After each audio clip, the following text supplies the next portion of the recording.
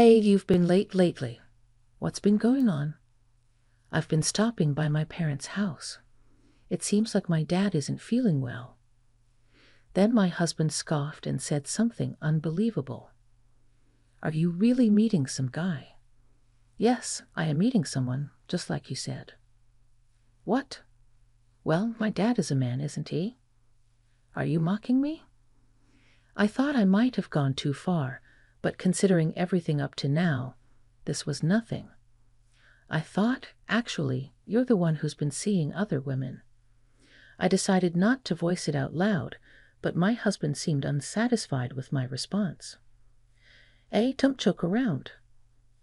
As I was about to go to the bedroom to change clothes, something flew towards me.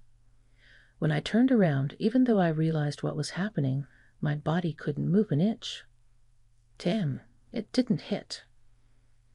What he had thrown was an ashtray made of glass. Looking at the door, I noticed a dent in it. The thought of it hitting my face sent shivers down my spine. You better clean that up. From that day, I felt in danger and started sleeping on the sofa. A week after the incident, something hit my foot as I entered the house. It was a pair of high heels that weren't mine. If I had to describe my feelings at that moment, it would be nothingness. I slowly walked inside and then, "It's fine, she won't find out." Really? Definitely, young women are the best.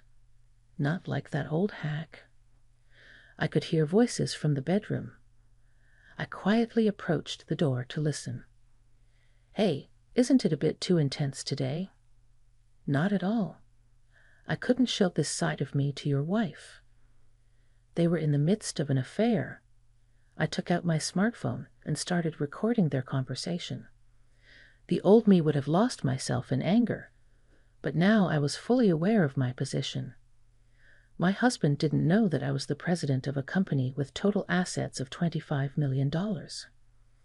You'll break up with her, right? There's no reason to stay with her anymore. She should be fine, after all. She's been with a man like me. Won't your wife cry? Even if she cries, she'll still be ugly. I thought as if I would cry. Even hearing such vile talk, I was calm enough to insert my own remarks. I finished recording their conversation. I wanted to capture video too, but I didn't want to enter the room. This was both the best and worst plan. Hello? Yes, please come over right now. I'll leave the door unlocked. I called an acquaintance who ran a moving company and asked them to come to the house immediately. After that, I left the house with only the most essential belongings. Thinking about the future awaiting her husband and his mistress made me feel oddly excited, and I still had some finishing touches to make. My name is Jennifer, and I turned 42 this year. Until now, I've been a lonely woman with no romantic stories to tell, but there was a clear reason for that. It was revealed when I became a senior in college. As my father told me, I'm thinking of making Jennifer the president of our company. What? Why has this happened to me? After all, I had an older brother named Mike. Shouldn't the president normally be him? I understand what you're trying to say. Do you think Mike is more suitable? You understand how long I've been raising you. Indeed, but why me? I haven't even worked yet. I'd always thought Jennifer had a good eye for people. That's very important for a manager.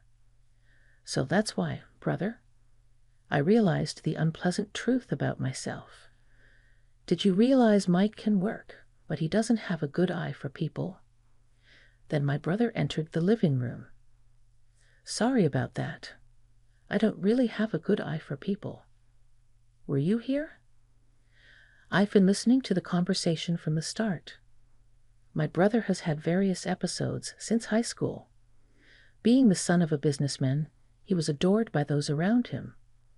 During that time, he was deceived by a close friend and ended up lending money. After realizing the truth, he immediately cut off the relationship. There were countless other instances, such as being deceived by his fiancée, who was about to marry him and ran off with his money. But what should I do? You're a senior in college. You have some time, right? I'll drill into you the basics needed to be a president before you graduate. What? Don't worry, I'll support you as much as I can. Even so, as someone who only had her thesis left, I was planning to enjoy my last year to the fullest. I wanted to travel and even have a boyfriend. That's how precious I thought this time was to me. How about it? Will you give it a try? We didn't have a mother. She passed away from illness when I was in elementary school. After that, our father raised us without marrying, so I hesitated. Can I have a little time to think about it? Yes, take your time to think it over. After that, I took about a week to decide. Spending any more time than that seemed meaningless. Then we gathered as a family once again. So, have you decided what to do? Yes. Looking at my father and brother, they seemed a bit nervous.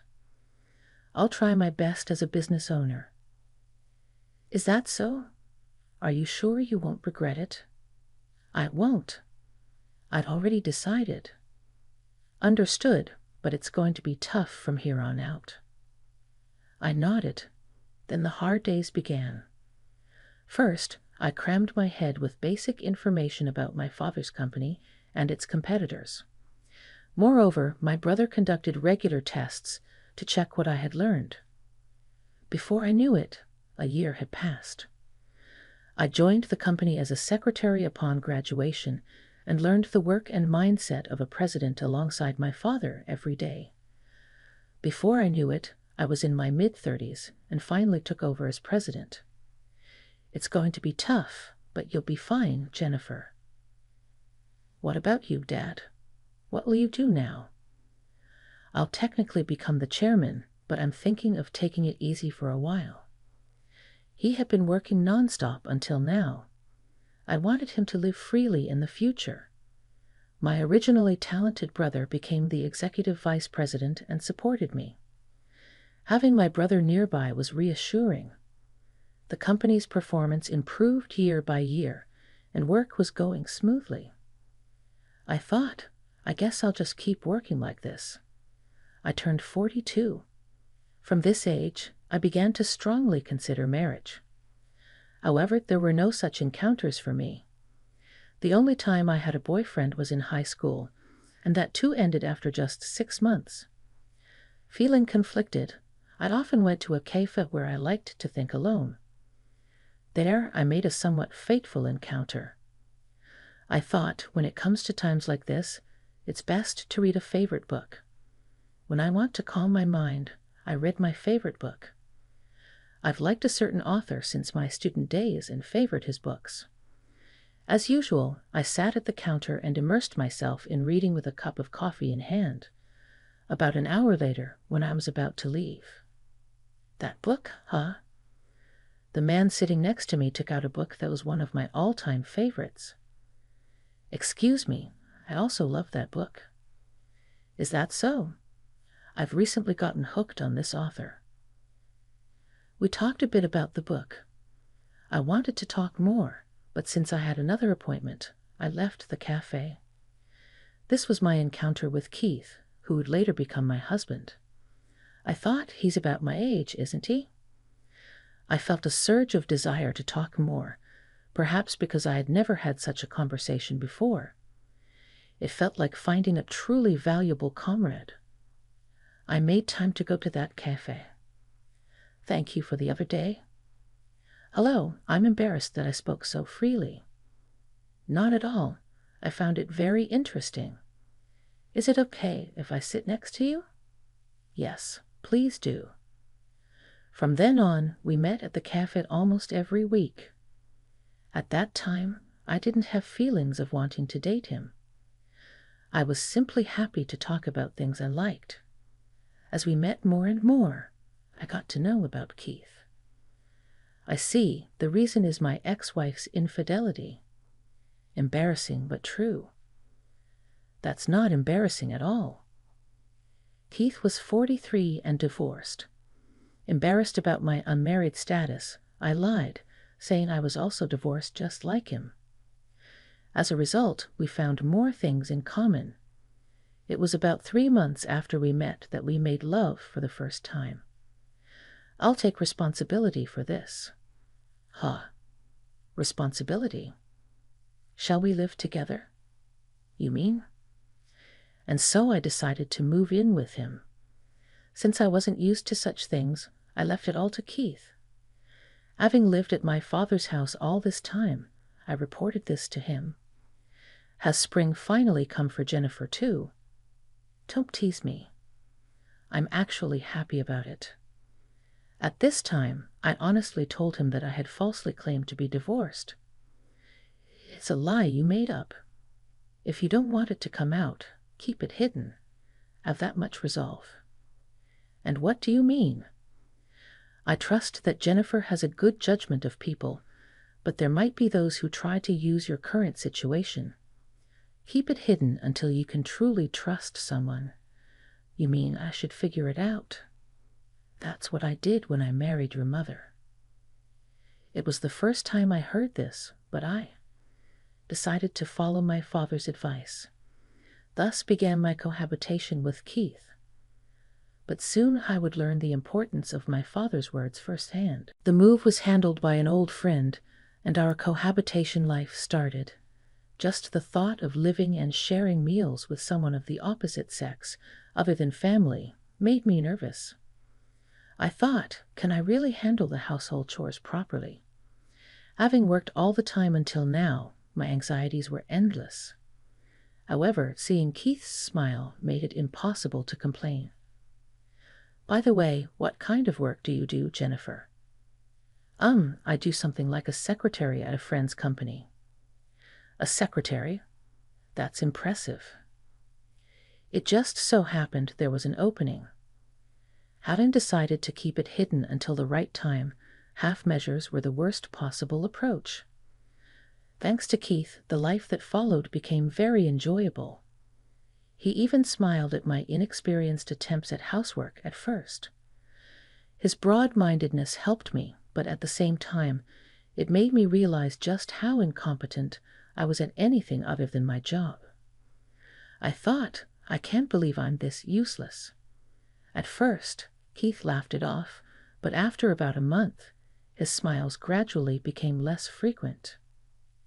Is something wrong? No, not really, but you seem tired. Then Keith's true character showed. Who do you think is to blame for this? I understood that he was probably referring to my lack of ability in various things. Still, I had been trying my best. I understand that, but then you know what you should do. Honestly, I had no words to respond with. After that, the way Keith looked at me completely changed. The next day, when I went to the office, my brother noticed my somber mood. Are you okay? You've been silent. Isn't something going wrong? I don't think so. How long do you think I've been your brother? His words echoed those of our father. I'm just not used to it yet. I see. Well, if Jennifer has decided on this, then I'll just support her. But as for Dad, I understand that this is my problem, and I'll handle it myself. If you're that determined, you'll be fine. Though I said this to my brother, I didn't see a clear solution. As Keith and I began to drift apart, our meals together noticeably decreased. He also started to ignore the meals I prepared. One day after work, I decided not to give up and prepared his favorite dishes, waiting for him to come home. Welcome home. What's this act? He pointed at the dishes laid out on the table. I thought I'd make something you like. So it's for me, huh? That's why together I thought surely he would be pleased. However, Keith's response was to deny everything I had done. Did you think this would satisfy me, huh? He picked up a plate of food and started dropping it to the floor, plate by plate, as if to show me. I could only stand there and watch as it happened. Every time the food was thrown on the floor, I felt as if something important inside me was also being lost. If you have time for this, there are better things you could be doing. Even so, you didn't have to go this far. This is me being quite generous. Normally, I would be throwing it in your face. That's terrible. Clean up this mess. I'm going out to eat." Saying this, Keith left. I stood there in a daze for a while. I thought, maybe a woman like me just isn't meant to live with someone else. I don't know how much time passed. My sense of time was distorted. Then I heard the sound of the front door opening. By the time I snapped back to reality, it was too late. "Jennifer, you." "Ah, this is." Keith sighed heavily, sat on the sofa, and lit a cigarette. "I'll keep an eye out here, so hurry up and clean it up." I had no right to refuse. I began cleaning up the food scattered on the floor.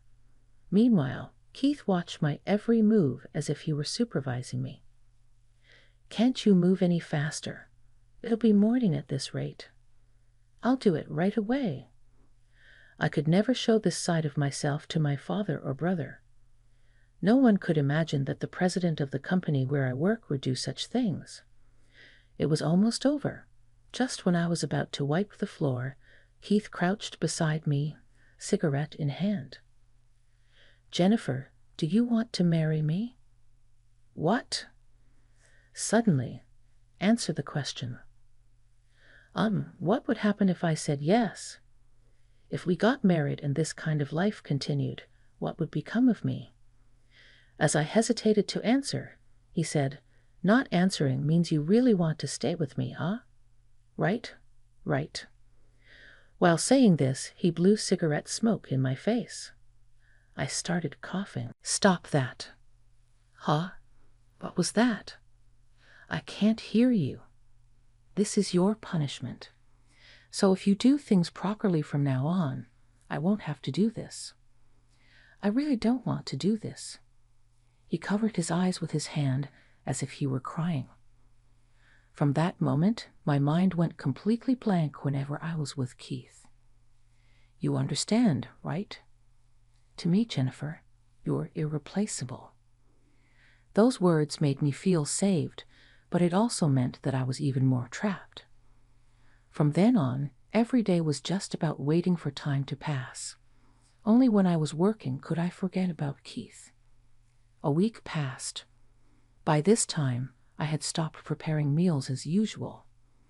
When I got home, Keith had already returned and was inexplicably in good mood. "I'm home." "Oh, you're back." He pulled me by the arm into the living room. "What's this?" "Just sit down." Then I saw various kinds of alcohol prepared on the table. "What's this?" "It's fine once in a while, right? Let's drink together." Swept along, we started drinking together. After a while, he seemed to be quite drunk. That's when I asked him a question. "Did something happen today?" "Huh?" No, nothing in particular. I just wanted to drink with you." I felt like he was hiding something, but he didn't talk, so I decided to enjoy the drink with him. "Oh, you can really drink. Come on, keep drinking." I drank at a pace I had never experienced before. I don't know how much time passed, but at some point, I had fallen asleep with my face on the table. I was awakened by Keith's voice. "It's okay. She's sound asleep now." It seemed he was talking to someone on the phone. My head was still foggy.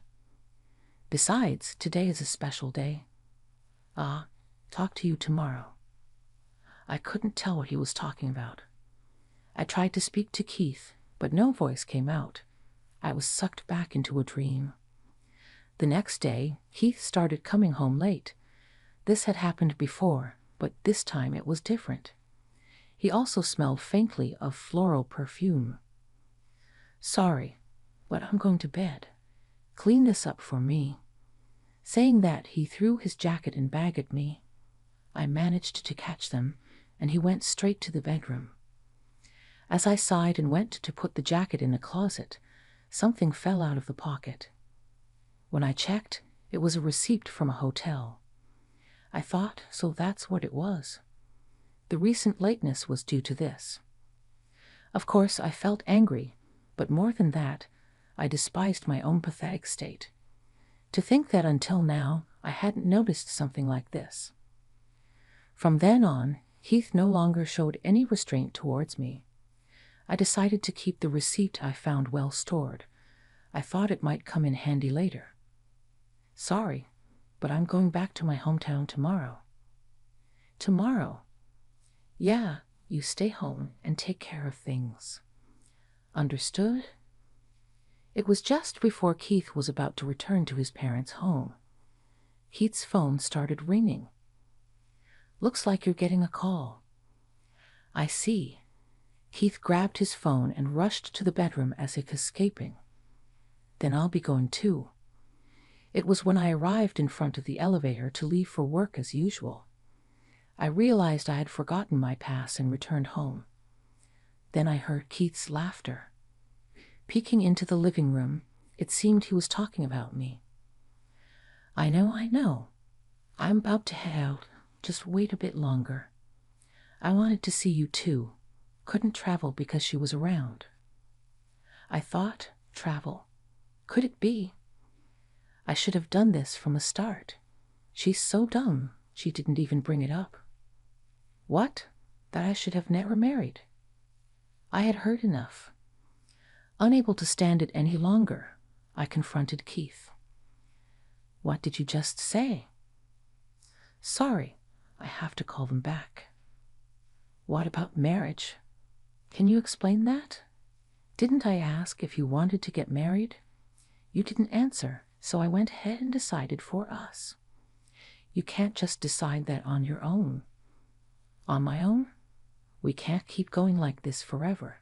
You should actually be thanking me.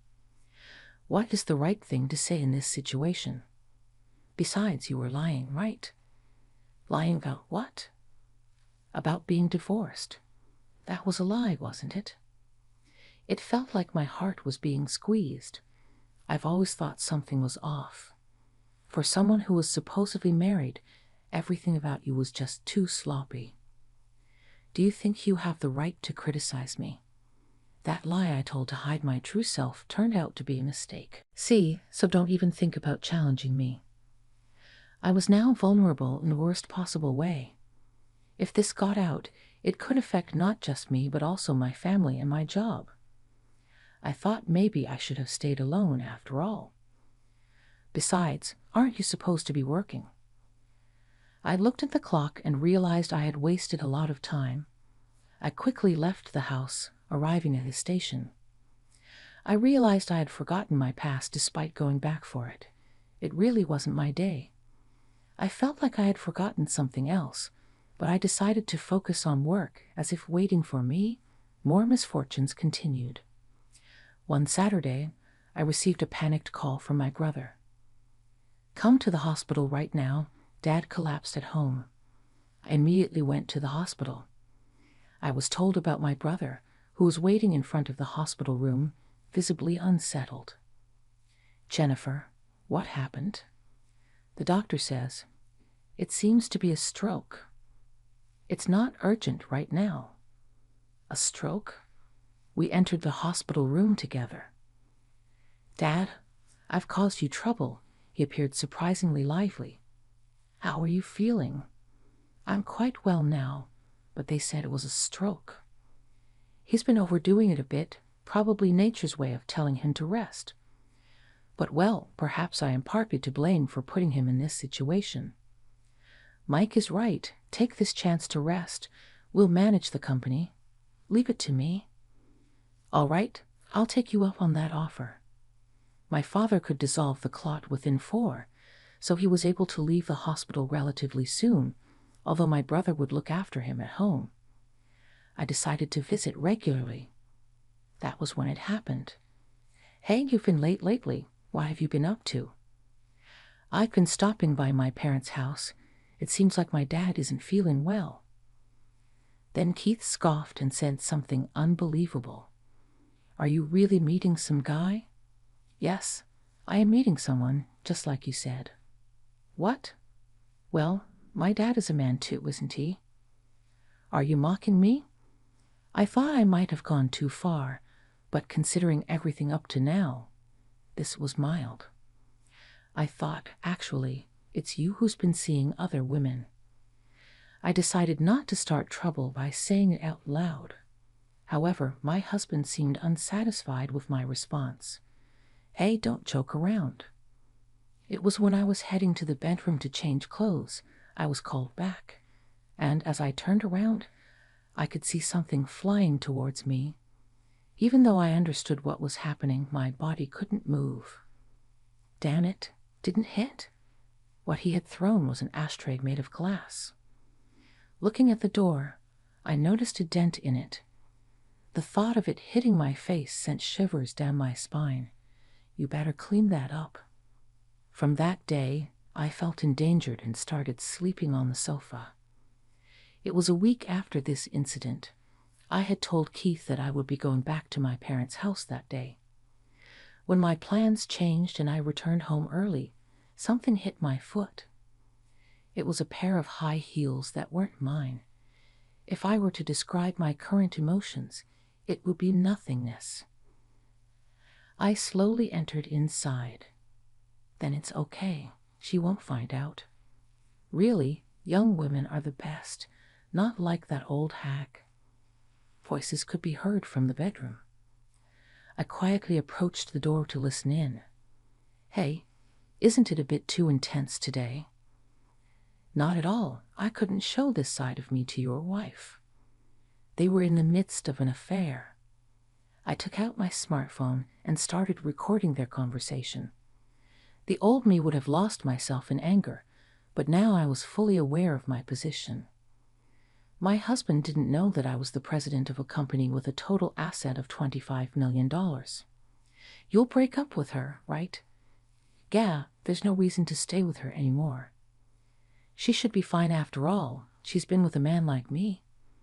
Won't your wife cry? Even if she cries, she'll still be ugly. I thought, as if I would cry. But why did you do it in such a roundabout way, the marriage thing? Oh, I've been thinking about it, you know.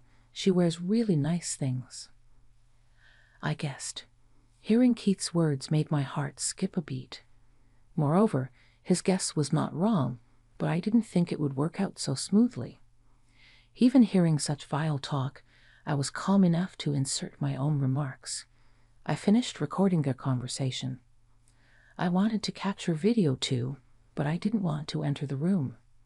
This was both the best and worst plan. I called a friend, ensuring Keith and his mistress wouldn't notice. Hello, it's been a while. Haven't talked since that last move. I need a favor urgently. The call was to a friend who had helped me move into this house before. So a move, right? Yes, but it's a bit complicated. I briefly explained the situation. Sounds like a mess. Yeah, got it. I'll gather some people and head over. Thanks, I'll leave the door unlocked. And thus, preparations for the move were set. I couldn't enter the bedroom where Keith was having fun.